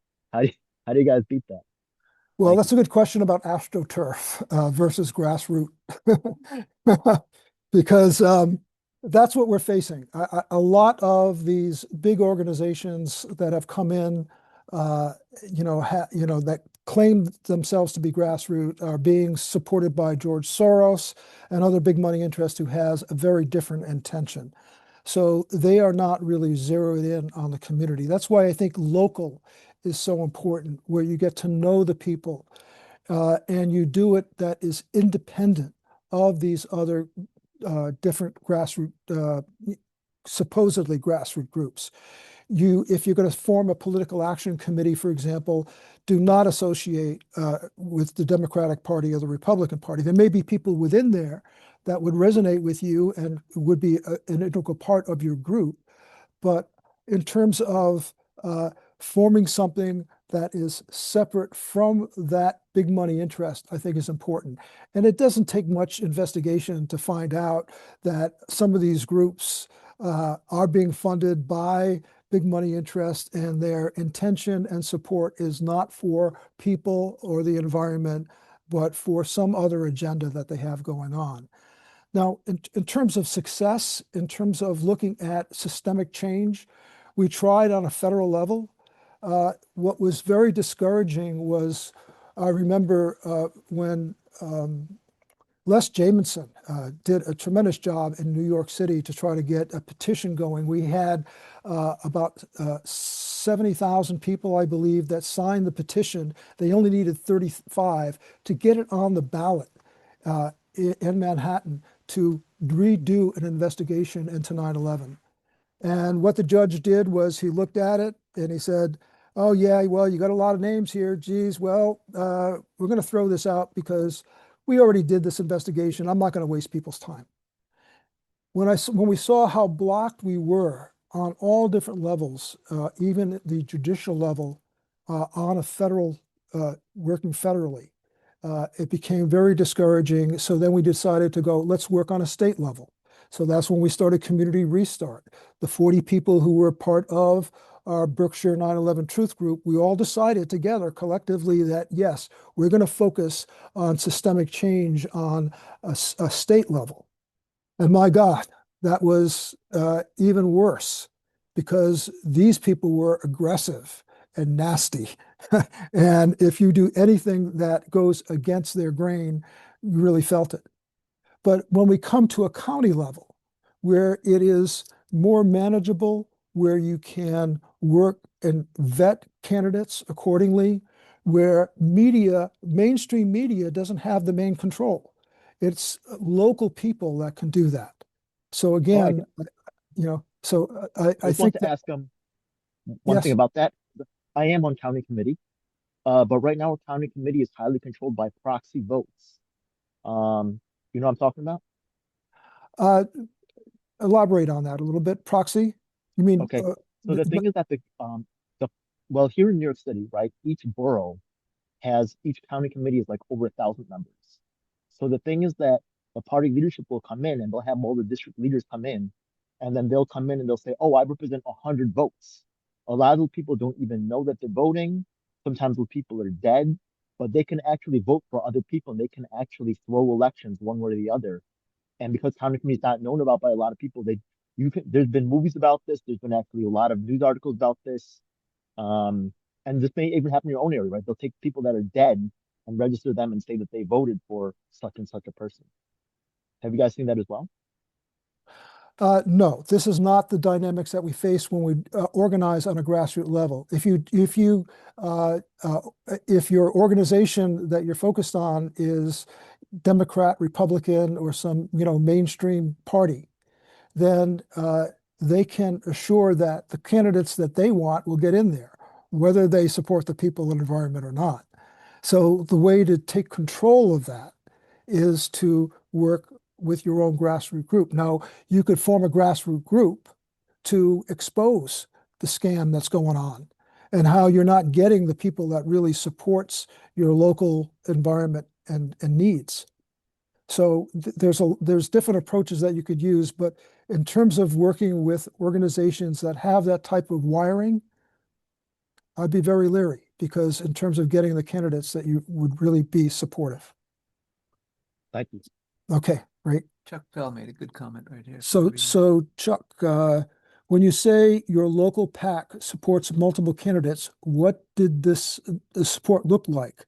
Money, training, issues, and I presume each of the candidates you support had to form their own candidate political action committee. So when candidates register for the election, let's say here in Maui, and they go to register in, with the county elections, that will get them in the system.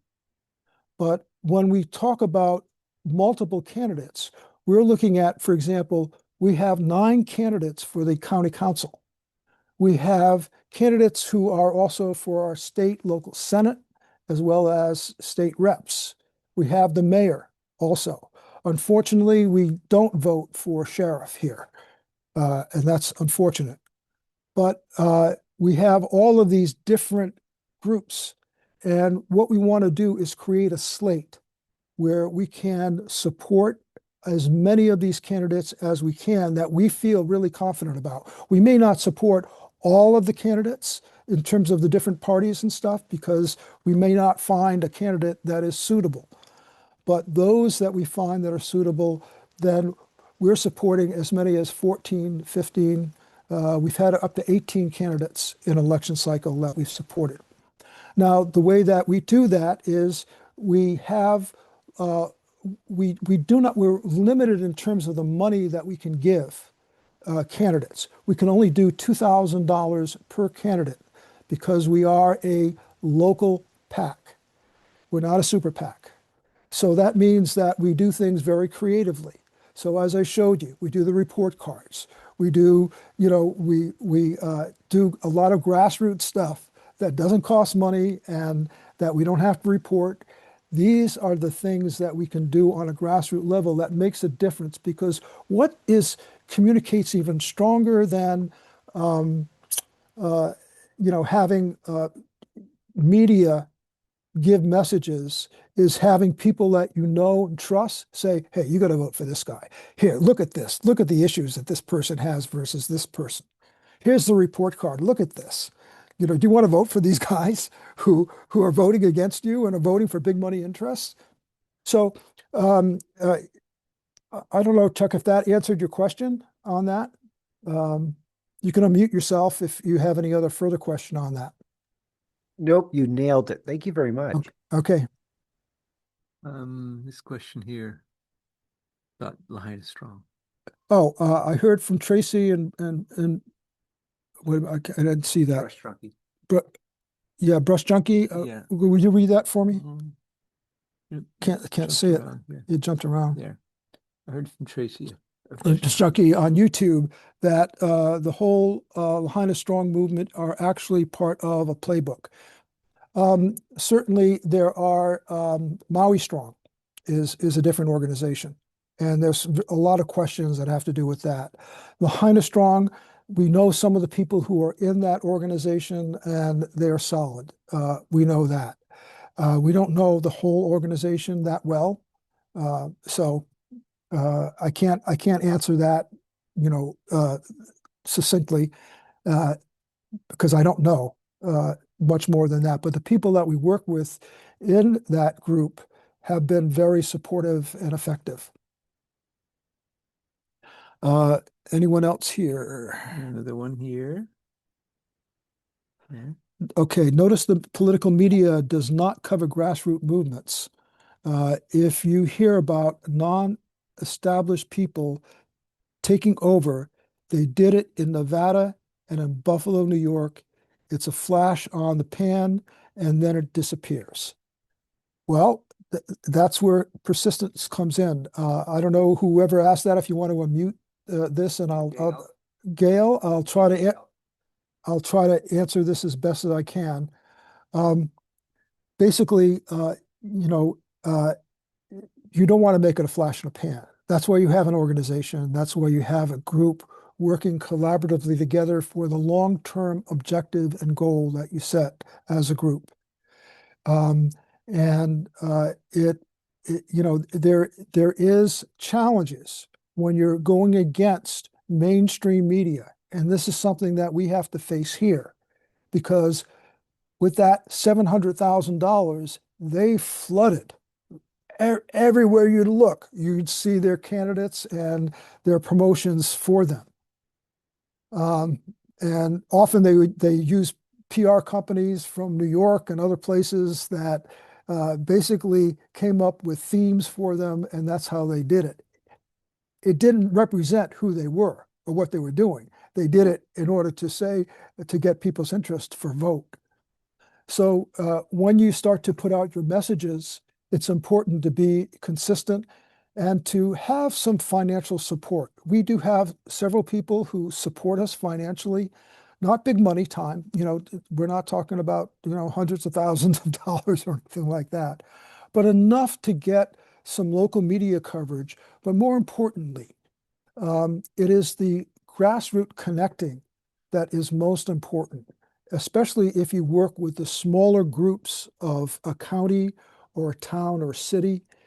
That's where it really is effective. If you start to expand out too much, you cannot counteract the mainstream media effectively unless you have a ton of money, and that brings in a whole other group of people sometimes that is the antithesis of what you're trying to, your objectives are.